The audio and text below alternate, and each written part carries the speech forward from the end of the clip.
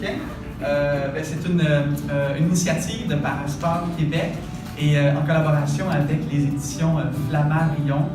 Si tu n'as pas de mémoire, s'il n'y a pas d'information, les gens ne pourront pas savoir ce qui s'est passé. C'est de même que l'histoire s'écrit, parce qu'il y a des gens qui ont gardé de l'information. Donc ça m'était resté, mais jamais avec l'idée d'écrire au niveau de... À un moment donné, ça l'a germé. À l'université, on me disait, ça ne vous intéresse pas d'écrire. Et puis, à un moment donné, à force de me faire dire, ça t'intéresse-tu? Ouais, j'ai dit m'en faire un petit bout. Mais je voyais bien que j'avais du beau matériel, du matériel que j'aimais, puis que je pouvais partager, puis faire mieux connaître une belle clientèle, auprès de laquelle j'ai passé toute ma vie, dans le fond. Et aujourd'hui, j'en suis fier.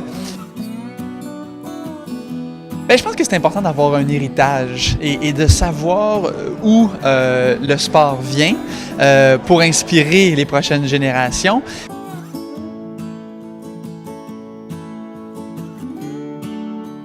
J'ai été approchée par Parasport avec un matériau de base qui était l'histoire un peu des sports en fauteuil roulant, en fait, qui était un document rempli d'informations, toutes mises ensemble. Puis j'étais curieuse de transformer ça en histoire, de raconter l'histoire des parasports. Puis ça a été vraiment, je suis plongée là-dedans avec beaucoup de passion. J'ai adoré ça. Je veux évidemment remercier les auteurs de ce livre-là. Quand on regarde les sports en fauteuil roulant, des débuts jusqu'à aujourd'hui, toutes les portes qui ont été ouvertes, tous les obstacles qui ont été franchis, et les résultats qu'on a aujourd'hui, je pense que c'est tellement incroyable de voir comment on avait des athlètes, mais des entraîneurs et des gens dans le milieu sportif qui étaient là comme passionnés de sport, et qui n'étaient pas là nécessairement avec une mission sociale. Et c'est sûr que faire partie d'un livre d'histoire, c'est à la fois flatteur, mais en même temps, ça ne nous rajeunit pas. Donc, mais c'est le fun parce que ça nous fait revivre des beaux souvenirs et